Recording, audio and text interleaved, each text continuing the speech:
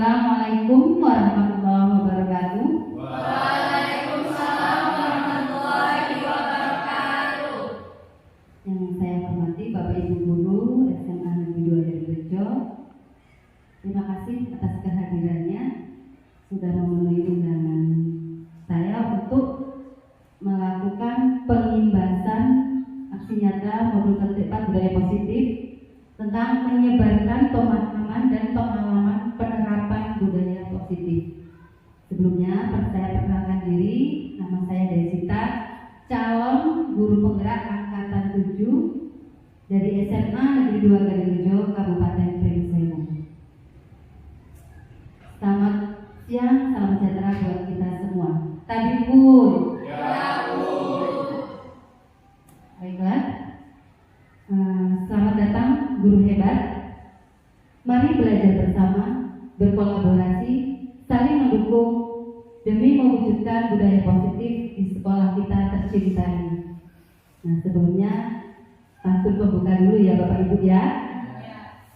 Sikat gigi di bawah waria. Turun hujan tiada terkira. Sambut siang dengan ceria. Mari ciptakan hari gembira. Semoga kita semuanya bergembira ya Bapak Ibu ya. Baiklah, pada kesempatan siang hari ini saya akan membacakan tentang konsep utama modul budaya positif. Yang pertama, perubahan paradigma belajar. Yang kedua, disiplin positif. Ketiga, kebutuhan dasar manusia. Keempat, motivasi perilaku manusia. Kelima, posisi kontrol restitusi. Keenam, keyakinan kelas. Dan ketujuh, segitiga restitusi. Baiklah, saya mulai dari sini dulu. Apakah makna budaya positif? Mungkin Bapak Ibu pernah mendengar kata budaya. Nah, menurut Bapak Ibu, budaya itu apa sih? Coba Bu Susi, budaya itu apa? Oke, menurut saya budaya itu suatu kebiasaan, Bu. Kebiasaannya yang dilakukan terus menerus budaya.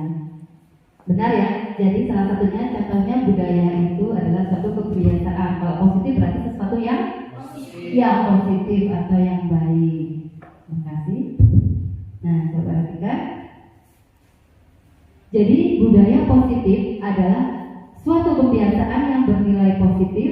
Di dalamnya mengandung sejumlah kegiatan yang mampu menumbuhkan karakter siswa.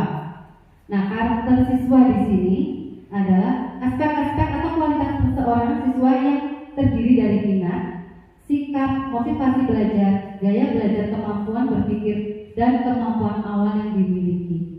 Jadi karakteristik siswa itu satunya terdiri dari minat, sikap, dan motivasi belajar. Setiap siswa kan memiliki minat masing-masing ya Bapak Ibu ya, tidak sama. Begitu juga dengan motivasi belajar, mungkin motivasinya beda-beda.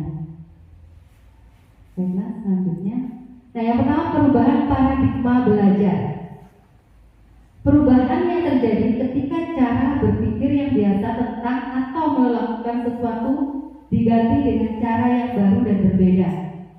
Pembelajaran dengan paradigma baru dirancang berdasarkan prinsip pembelajaran yang berdiferensiasi sehingga setiap siswa belajar sesuai dengan kebutuhan dari tahap perkembangannya untuk mewujudkan profil pelajar Pancasila dan pembelajaran berpusat pada murid.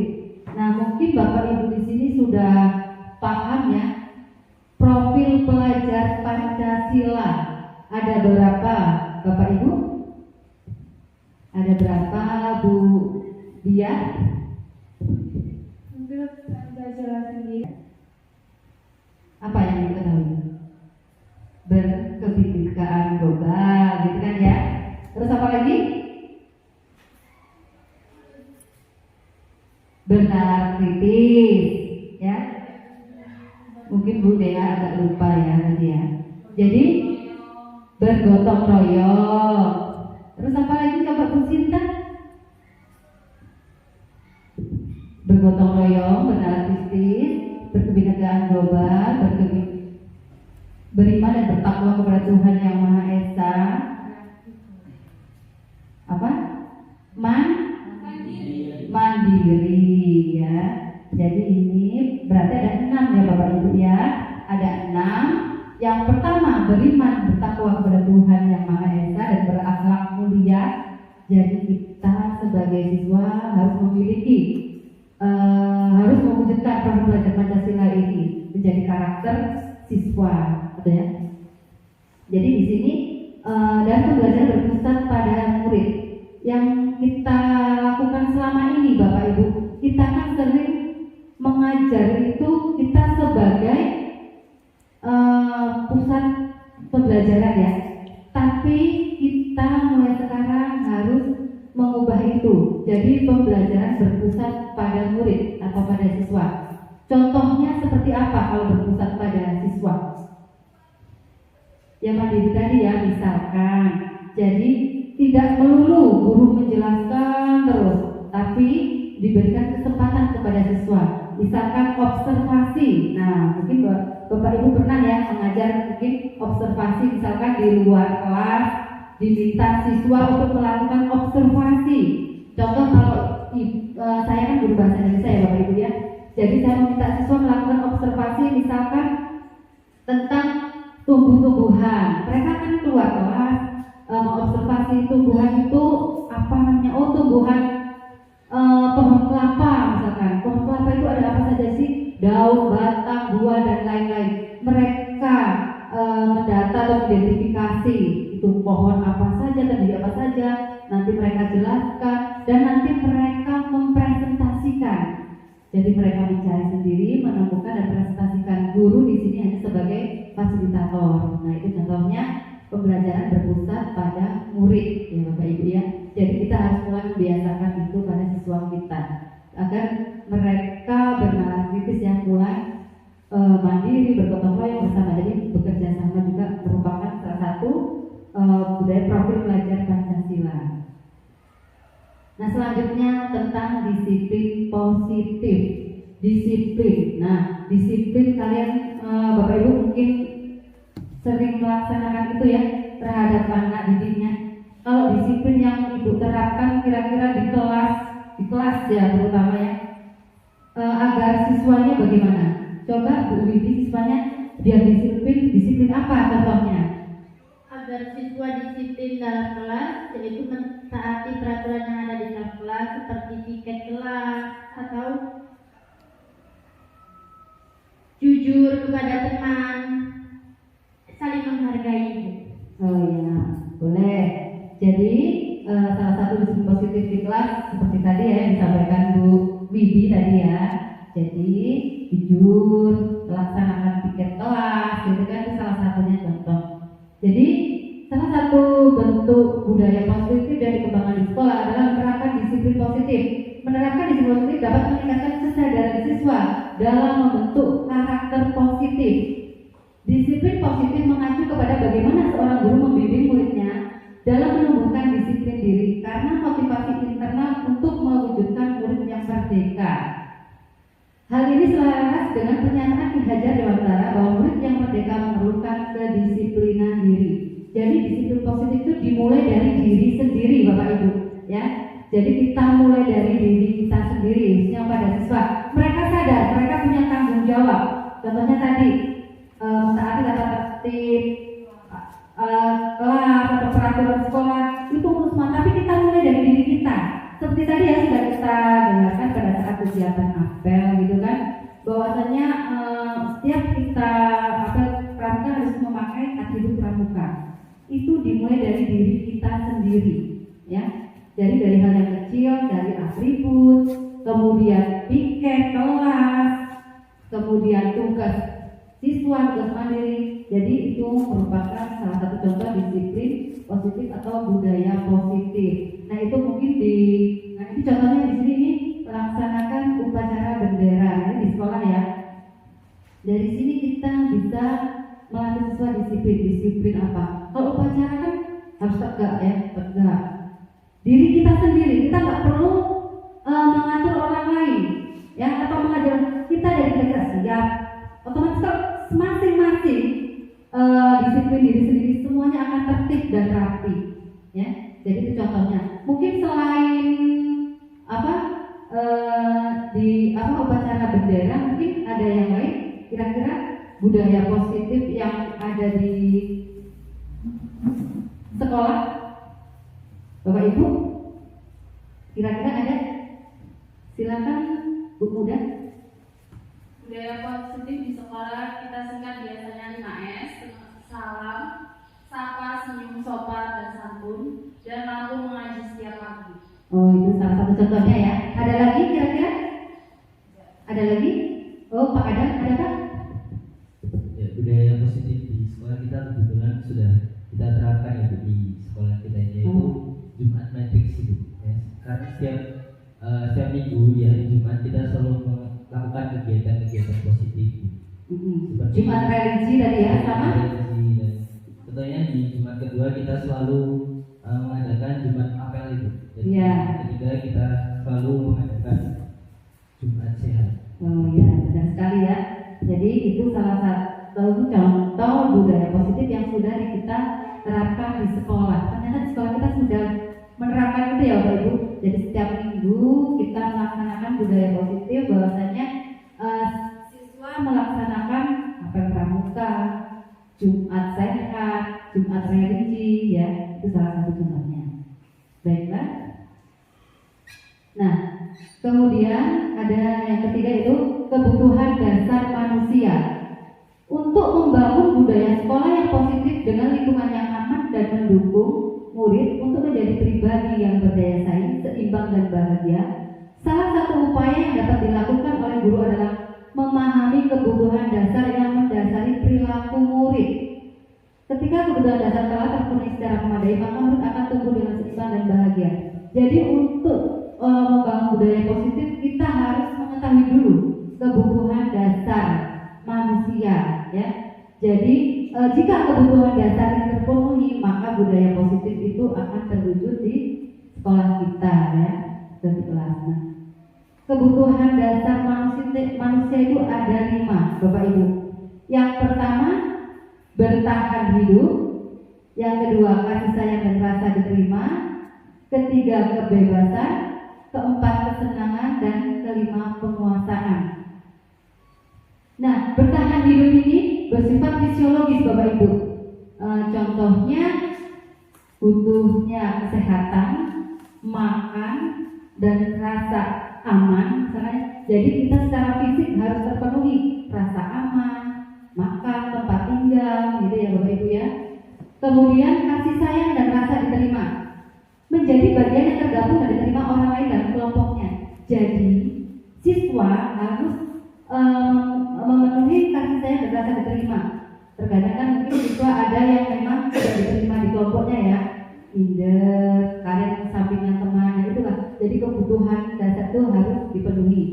Yang ketiga, kebebasan, diberikan kesempatan membuat pilihan dan bertanggung jawab. Setiap siswa punya pendapat ya, dia punya pilihan ya Bapak Ibu ya, dan dia harus bertanggung jawabkan pilihannya, jadi kebebasan. Kemudian yang keempat, kesenangan, memberikan hal yang baru yang disenangi murid. Misal disenangi murid ingin belajar di luar kelas. Bu, bosan loh Bu belajar di dalam, terus di luar ya Bu, misalkan di perpustakaan atau mungkin di aula dan lain-lain ya. Kita beri kesempatan, mungkin anak-anak ingin suasana baru, biar senang kan ya, biar bahagia.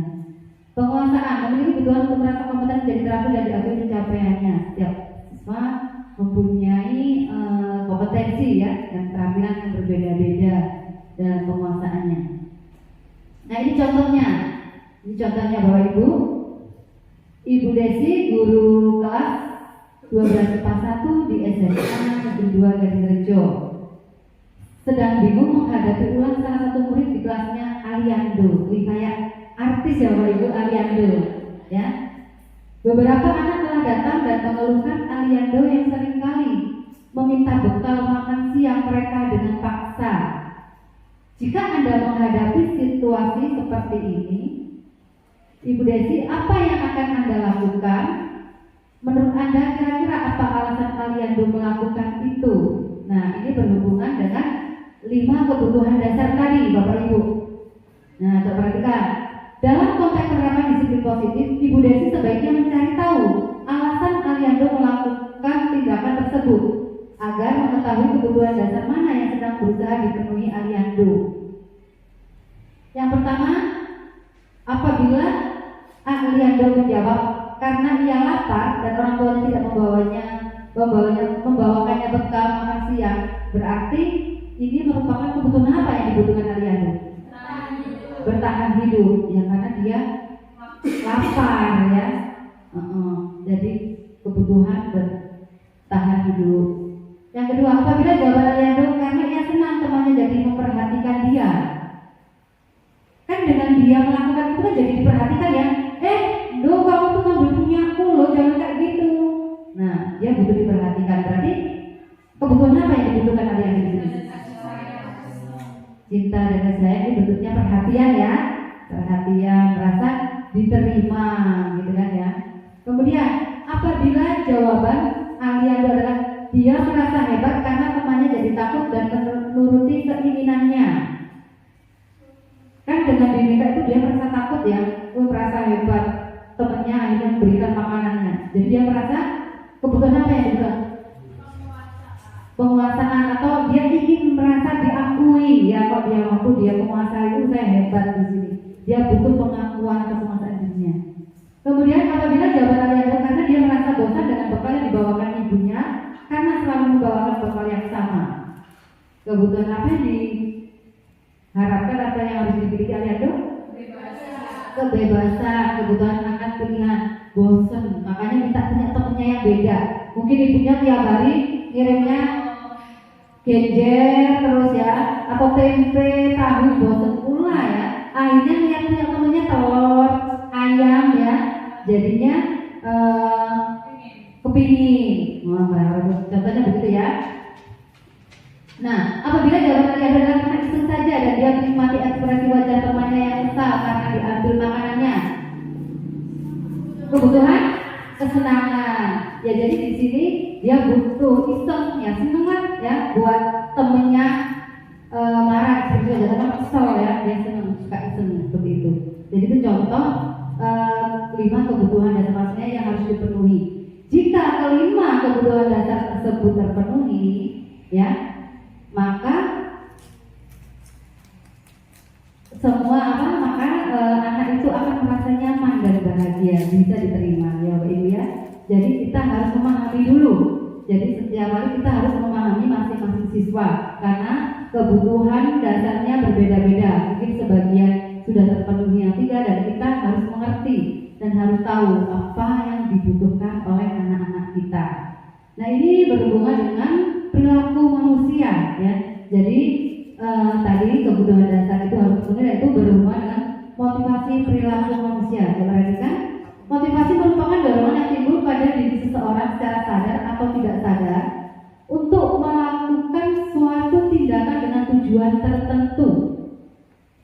Nah, motivasi ini ada 2, Bapak Ibu. Yang satu internal dan yang kedua eksternal. Internal itu untuk menghargai diri sendiri, dan eksternal itu untuk menghindari hukuman, untuk mendapatkan imbalan. Dan ini contohnya, Bapak Ibu, mendapatkan imbalan dan penghargaan dari orang lain. Ya, contohnya di sini, ya Bapak Ibu, ya. Murid melakukan disiplin diri karena ia ingin mendapatkan imbalan dan juga merupakan motivasi ekstrinsik. Jadi murid itu melakukan atau melaksanakan disiplin hanya karena ingin mendapatkan imbalan atau penghargaan dari guru. Nah, itu berarti bukan berdasarkan kesadaran diri sendiri. Nanti saya kalau nilainya bagus, saya dapat apa gitu. Nah, itu berarti dari murid itu bukan berdasarkan ini diri sendiri, tapi merupakan dari untuk mendapatkan imbalan atau penghargaan dari orang lain, itu contohnya. Kemudian menghindari ketidaknyamanan hukuman, melakukan disiplin diri karena takut dihukum. Ini juga salah satu contoh motivasi ekstrinsik. Contoh, misalkan mengerjakan tugas. Saya harus kerjain tugas Pak Ratno, galak banget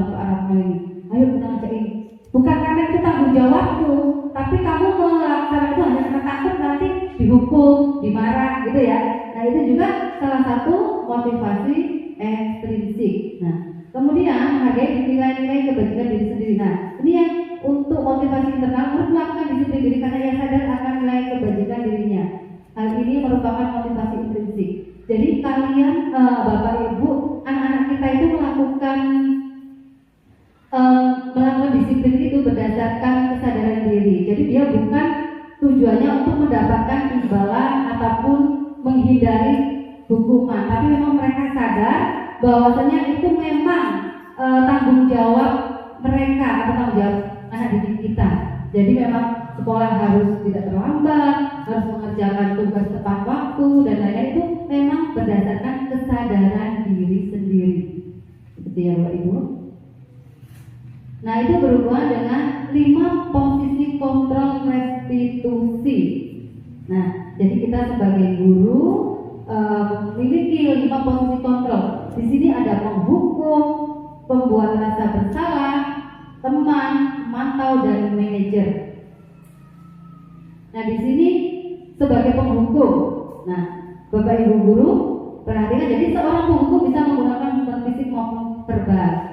Kemudian pembuat rasa bersalah, pada posisi ini biasanya guru akan bersuara lebih lembut, pembuat rasa bersalah dan akan menggunakan kehendak yang membuat orang lain merasa tidak nyaman, merasa bersalah. Sebagai teman, posisi ini tidak menyakiti murid, namun akan tetap berupaya mengontrol murid melalui pendekatan persuasif. Pemantau berarti mengawasi. Pada saat kita mengawasi, kita bertanggung jawab atas perilaku orang lain yang kita awasi. Kemudian posisi manajer, posisi di mana guru berbuat sesuatu bersama dengan murid, mempersilahkan murid, mempertanggungjawabkan perilakunya, mendukung murid agar dapat menemukan solusi atas permasalahannya sendiri. Nah di sini ada contohnya ya di sini Bapak Ibu. Nah jadi mungkin Bapak Ibu pernah berada di posisi kontrol ini, kira-kira mana yang sudah pernah Ibu praktikkan? Nah, mungkin Ibu sudah melaksanakan kelima-limanya, atau mungkin salah satunya, atau yang mana kira-kira? Coba Ibu. Oh iya Bu Ibi, silakan Bu Ibi. Kira-kira Bu Ibi sudah mempraktikkan yang mana? Ibu? Saya sebagai guru selalu melakukan posisi kontrol sebagai penghukum, karena menurut saya dengan menghukum jadi disiplin ya. Iya, lebih disiplin aja Ibu itu. Oh, terima kasih Bu Wibi. Jadi menurut Bu Wibi itu beliau itu sering melaksanakan posisi kontrol ternyata yang penghukum. Jadi ternyata menurut Bu Wibi dengan menghukum siswa akan disiplin. Berarti kan disiplin. Jadi Bu Wibi baru melakukan yang menghukum. Ada yang lain? Silakan Bu Susi. Oke baiklah, kalau saya melakukan posisi kontrol sebagai teman, karena jika saya dekat dengan anak-anak murid saya sebagai teman, mereka akan lebih mudah menerima nasihat saya gitu Bu. Oh gitu, terima kasih. Jadi menurut Bu Susi itu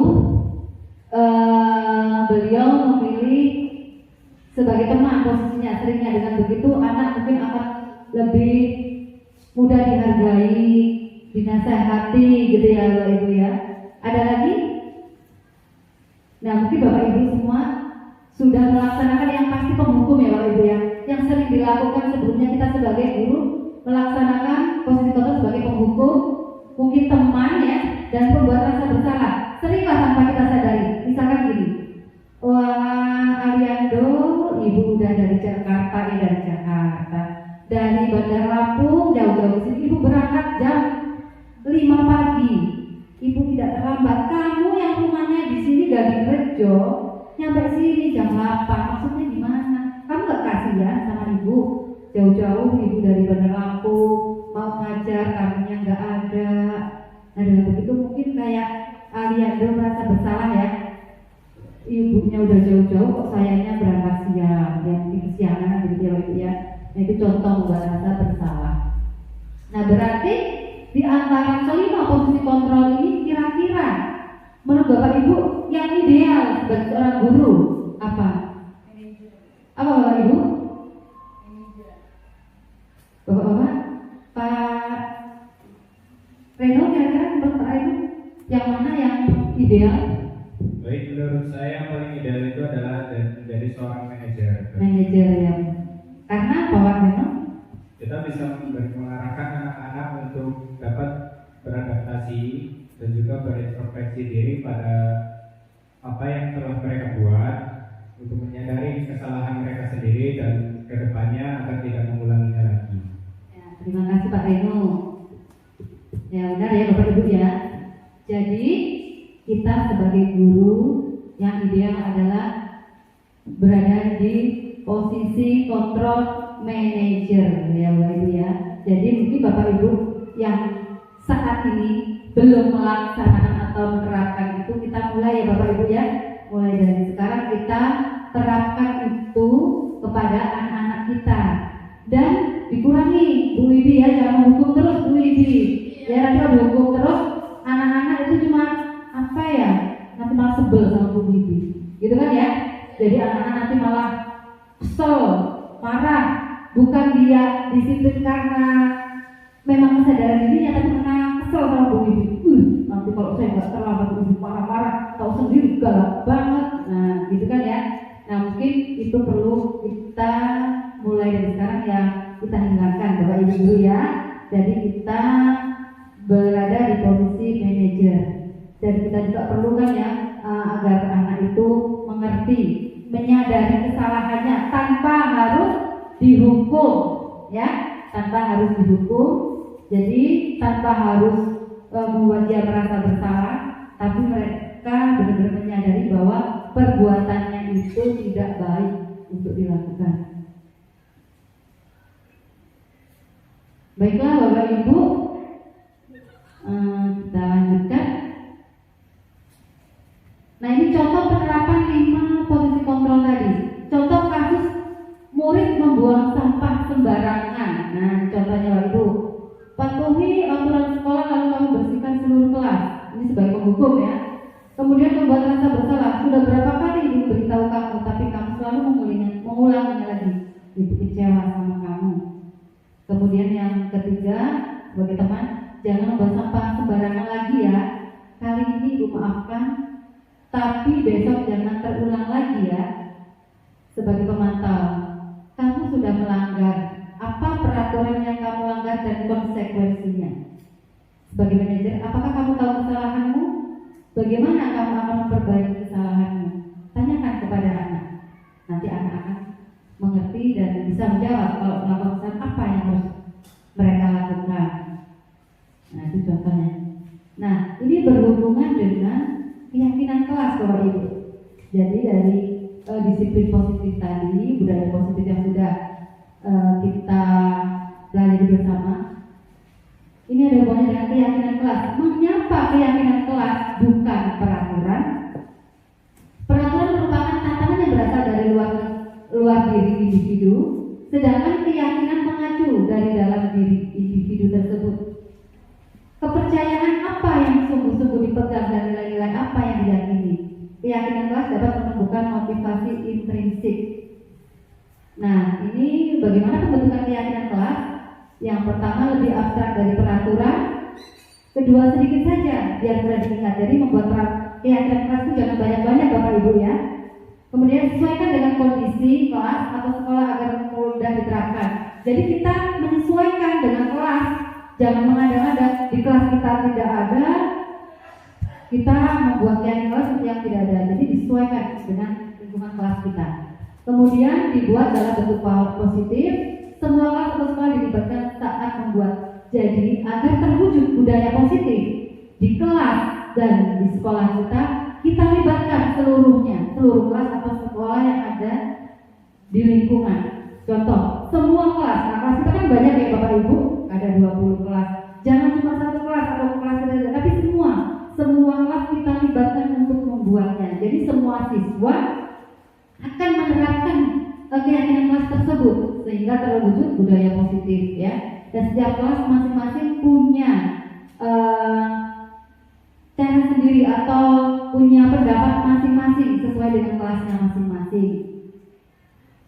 Nah ini contoh peraturan, perbedaan peraturan dan keyakinan kelas atau nilai kebajikan individu. Contoh di sini selalu kembalikan buku ke tempatnya. Nah kira-kira kalau selalu kembalikan buku ke tempatnya itu kira-kira keyakinan kelas apa menurut Bapak Ibu?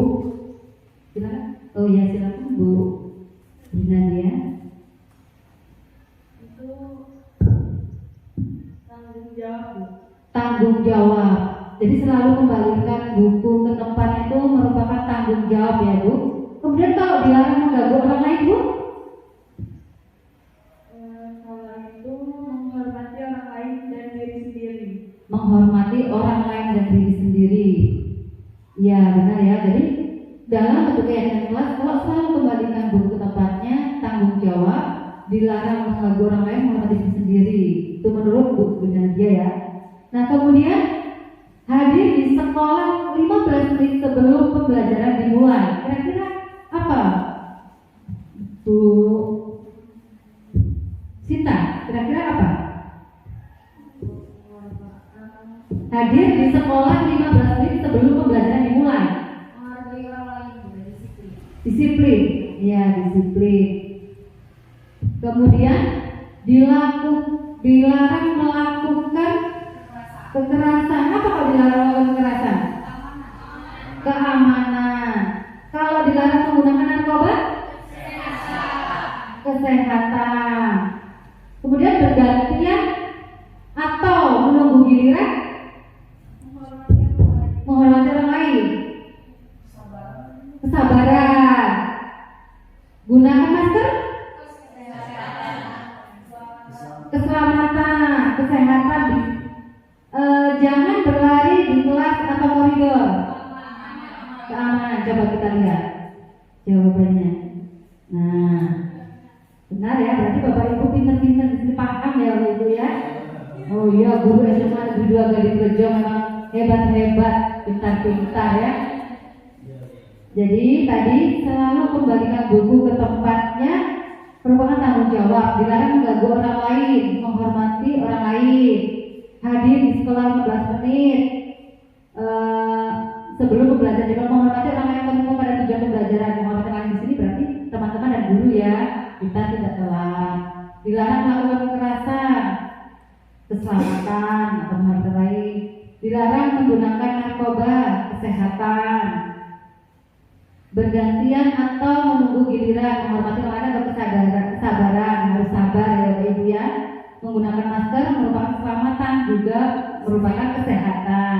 Kemudian jangan berlari di koridor tadi, keselamatan atau keamanan. Nah ternyata Bapak Ibu semua sudah paham di sini ya. Nah ini contoh praktik membuat keyakinan kelas yang sudah saya terapkan Bapak Ibu. Kebetulan saya wali kelas 12 IPA 1 Bapak Ibu, jadi ini saya praktikkan membuat keyakinan kelas. Nanti kita simak bersama ya Bapak Ibu ya.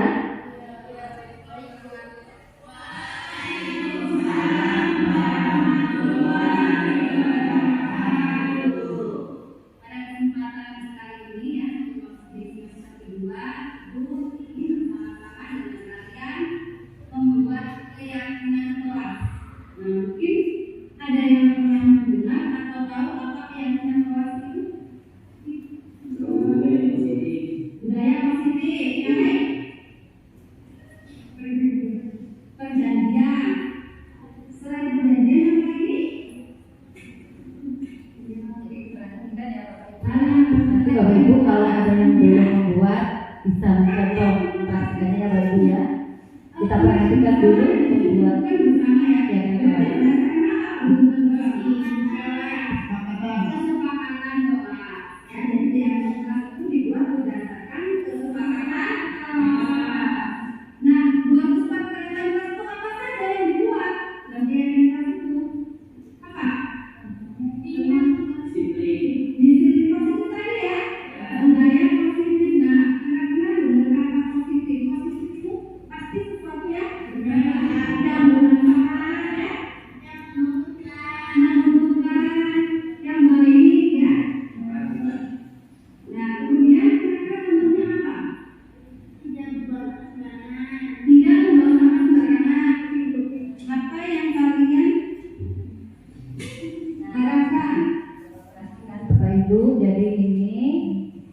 bagi ke sticky note ya, agar seluruh siswa menuliskan apa yang jadi keyakinan kelas yang mereka inginkan, Bapak Ibu. Ya, silakan. Kalau yang sudah menuliskan, ditempelkan di depan ya, Dek.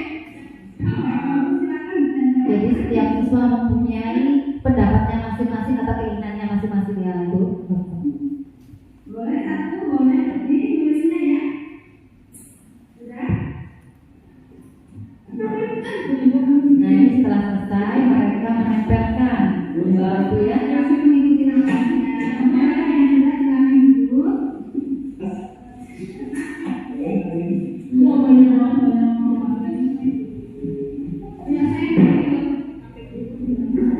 ya, kita punya orang juga nih.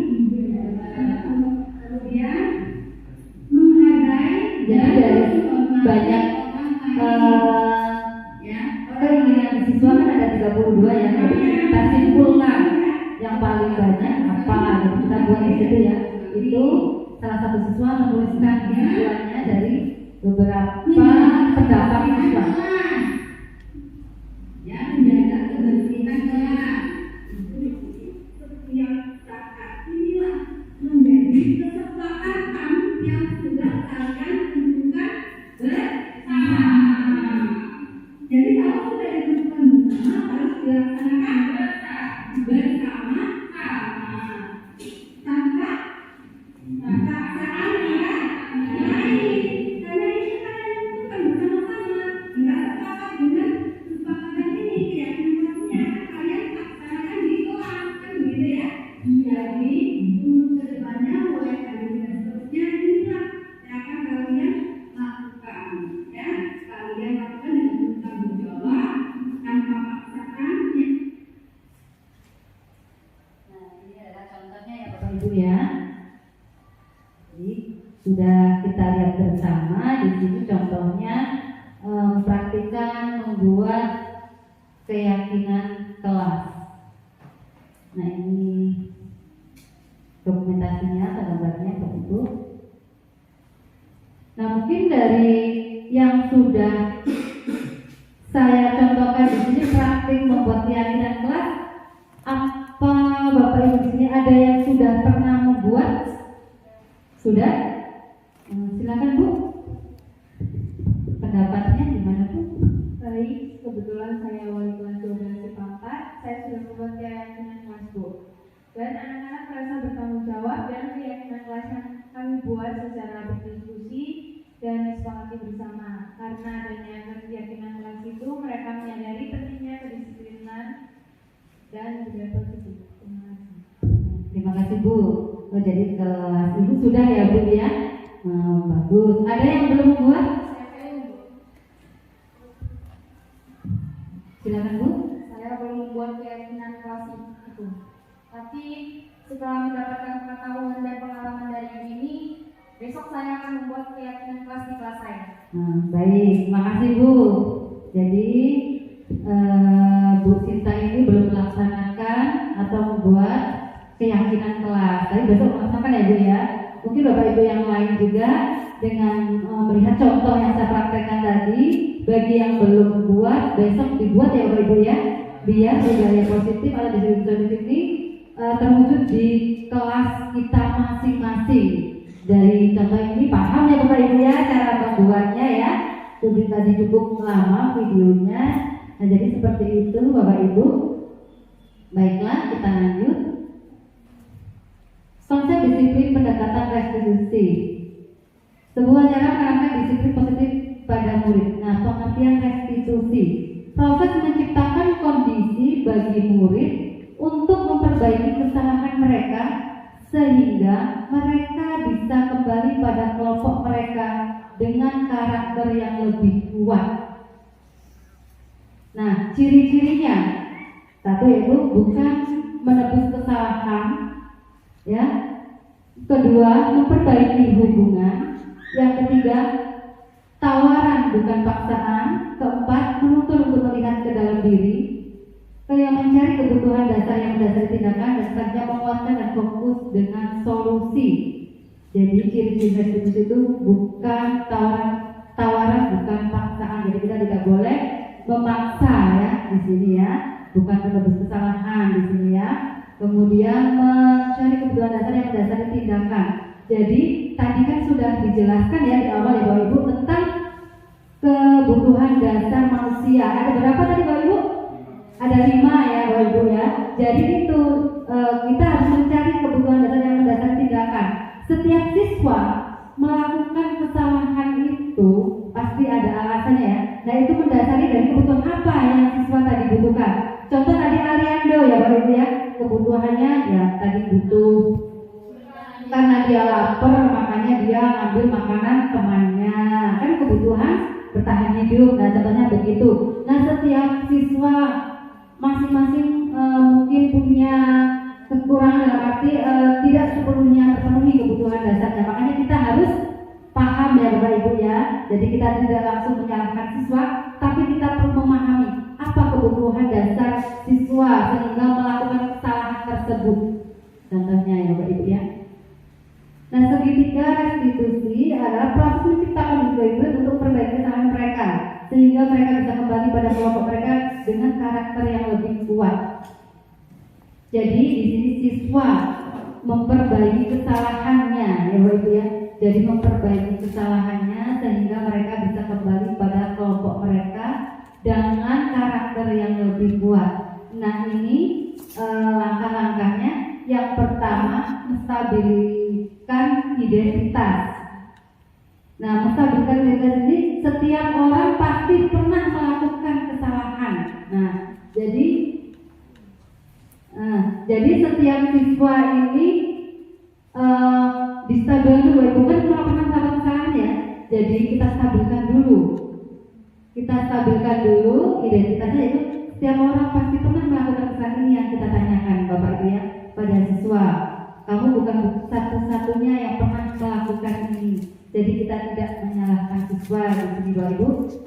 Kemudian validasi tindakan yang salah.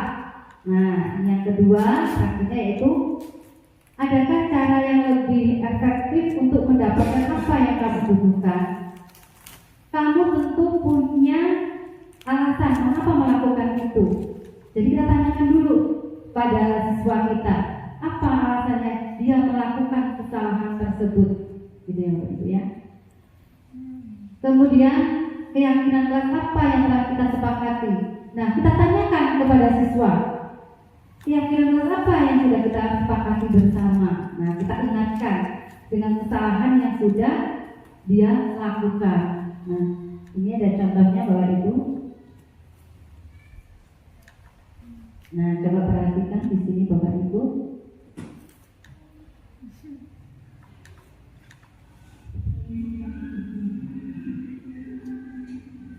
Nah, di sini Bu Desi melihat dia membuang sampah sembarangan di depan kelas Bapak Ibu. Contohnya ya Bapak Ibu ya.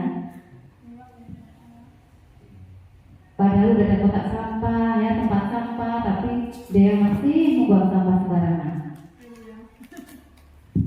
Nah ini saya praktikkan segitiga restitusinya tadi. Silakan perhatikan Bapak Ibu.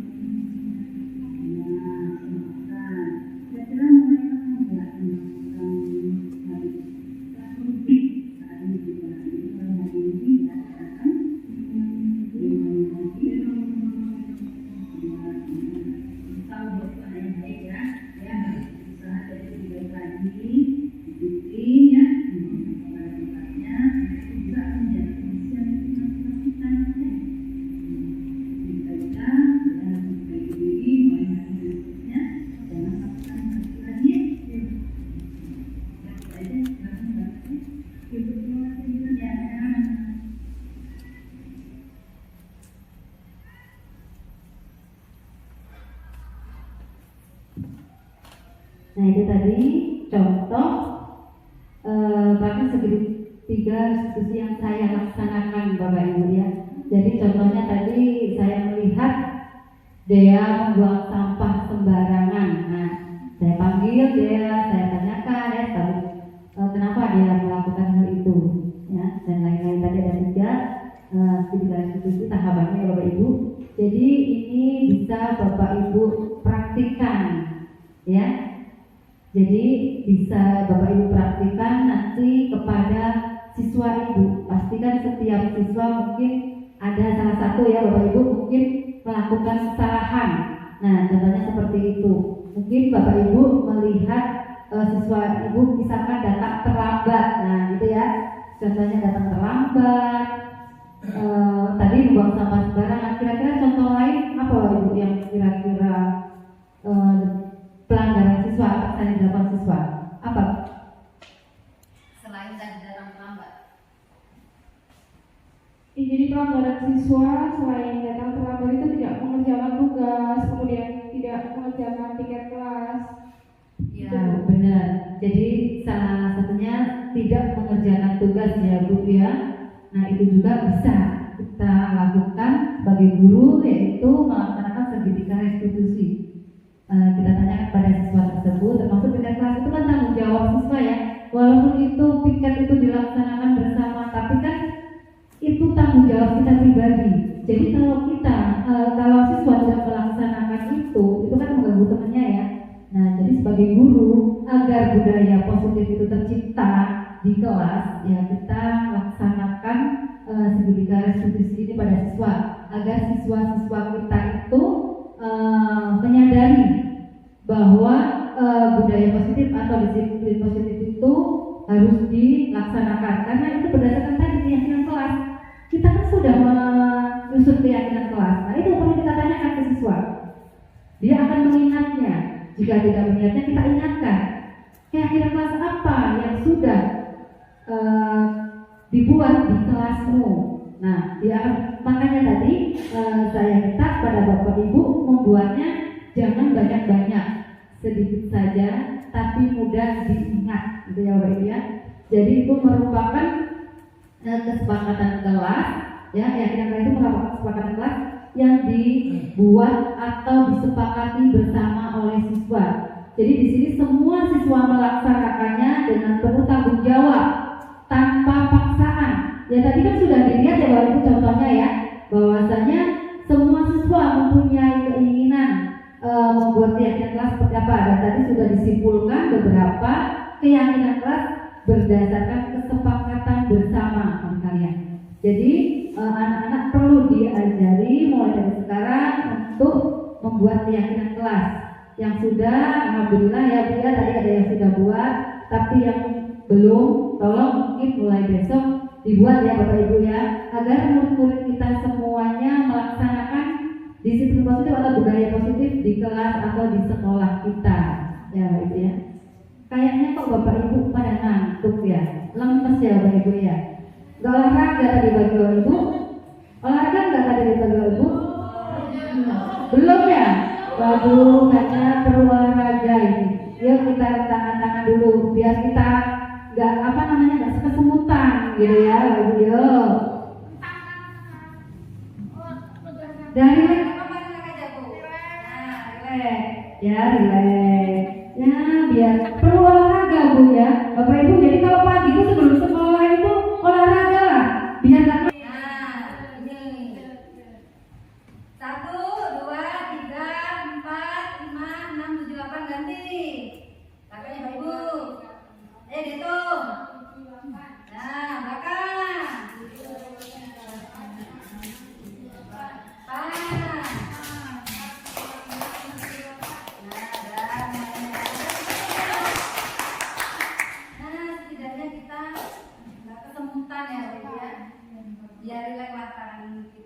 Jadi perlu juga ya Ibu untuk menjaga kesehatan, kita perlu olahraga.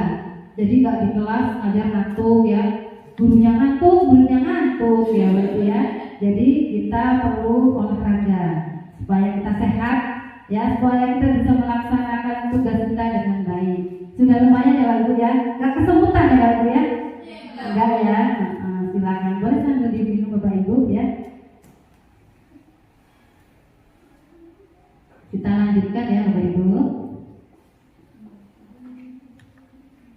Nah, coba dari praktik segitiga restitusi ini kira-kira apa ada yang sudah melaksanakannya? Oh ya, silakan Pak Reno.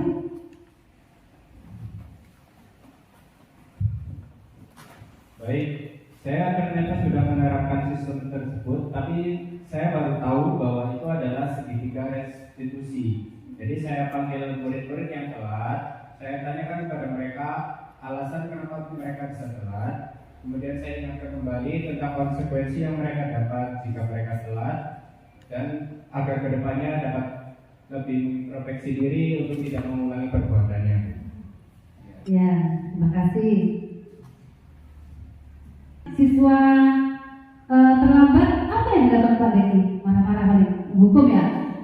Langsung dihukum. Saya panggil anaknya, saya ajak bicara, saya ajak ngobrol, kemudian saya evaluasi lagi, nasihati supaya tercapai lebih baik. Nah, berarti sebenarnya Pak Deki sudah melaksanakan itu Pak, ya. Berarti tanpa Pak Deki sadari, seperti tadi Pak Reno, sama ya. Ternyata Pak Deki sudah melaksanakan nih. Tapi mungkin baru tahu ya Pak Deki ya, kalau ini adalah salah satu praktik segitiga restitusi. Mungkin Pak Adam sudah atau belum? Saya belum. Belum. Karena melakukan kesalahan itu ya saya marah. Langsung marah ya, Pak ya. Di kelasnya dimarah-marah. Langsung dihukum. Waduh, galak juga ini Pak Adam. Oh, Pak Iqbal. Kayaknya Pak Iqbal ini galak juga. Ini gimana? Kalau anak melakukan apa yang dilakukan Kak Iqbal? Oh, terjadi. Tak jewet, waduh, dijewet. Supaya apa Pak? Supaya jerah, supaya nggak melakukannya lagi. Langsung dijewet. Waduh, nggak boleh Pak. Nanti berdarah Pak. Nah, tuh Pak Iqbal kok.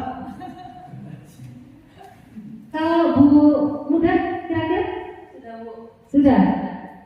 Sudah melaksanakannya. Ada langsung ya? Enggak ya? Bu Sinta? Belum. Dan kalau misalkan anaknya datang telat pada saat jam pelajaran Bu Sinta, apa yang Bu Sinta lakukan? Marah-marah. Kalau mana Bu teriak-teriak saya. Oh, aduh, Bu Sinta galak banget ini. Teriak marah-marah. Dengan teriak marah-marah, anak langsung ketakutan ya Bu Sinta ya. Besok terlambat lagi nggak kalau Bu Sinta udah kayak gitu? Masih Bu. Masih telat? Ngengkel berarti Bu. Iya Bu. Waduh, ngeyel ternyata. Coba Bu Bibi, kira-kira Bu Bibi, gimana kalau ada siswa terlambat Bu Bibi? Diajak bicara kenapa telat, terus dia memberi alasan, saya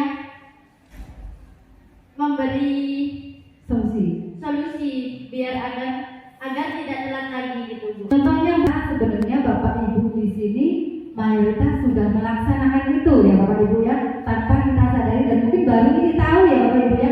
Oh ternyata itu merupakan praktik segitiga restitusi. Nah, jadi bagi Bapak Ibu yang mungkin belum melaksanakan, mulai sekarang dan seterusnya kita praktikkan itu ya Bapak Ibu ya. Jangan kita mudah menghukum siswa datang-datang telat. Sini berdiri depan, angkat kaki sebelah. Nah, pegel pula nanti jatuh, sakit. Nah, kalau sakit kita juga nanti yang kena ya Bapak Ibu ya. Jangan menghukum seperti itu. Jadi kita panggil biar dia gak malu ya.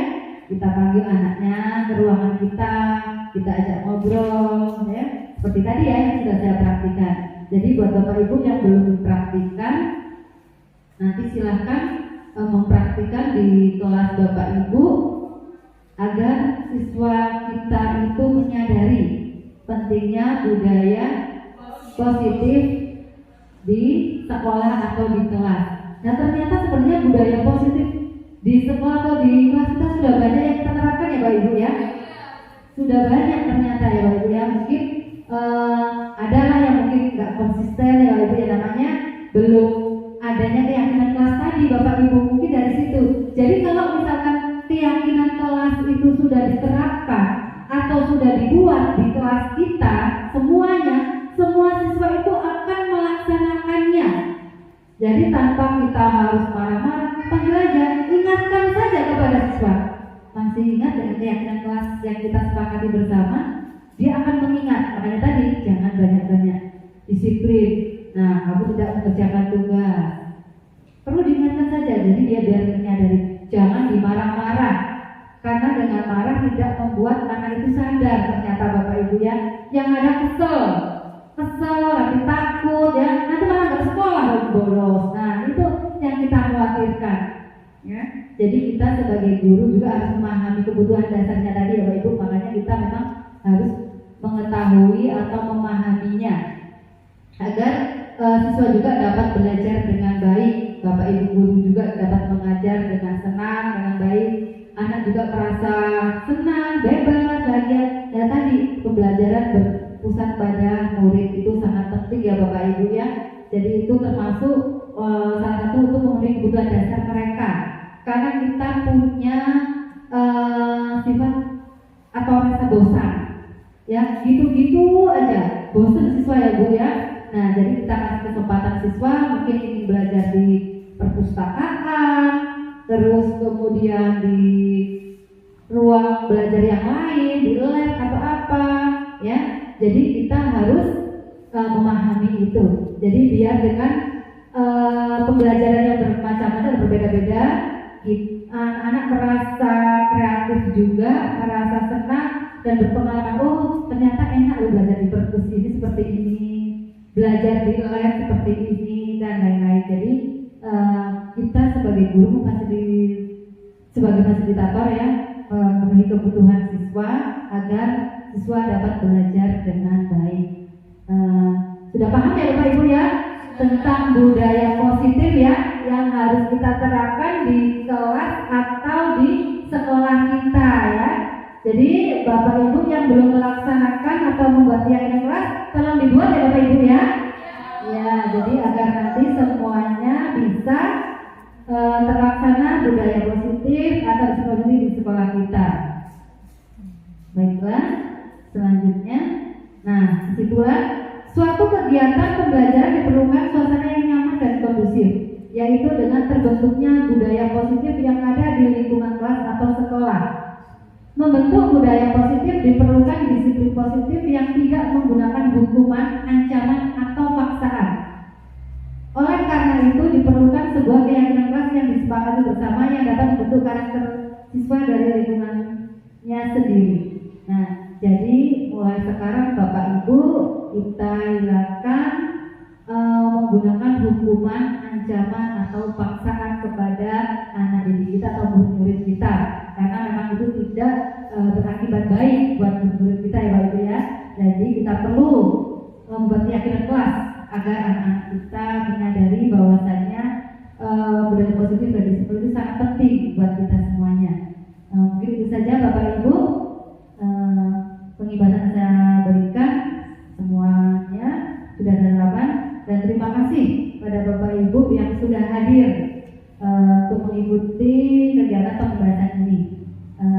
Baiklah Bapak Ibu, saya selaku pembicara di sini sebagai calon guru penggerak tanggal 7, mohon maaf apabila ada kekurangan dan kesalahan dalam menyampaikan pembahasan ini, dan saya ucapkan terima kasih banyak kepada Bapak Ibu yang sudah hadir, sudah bersedia untuk mengikutinya. Baiklah Bapak Ibu,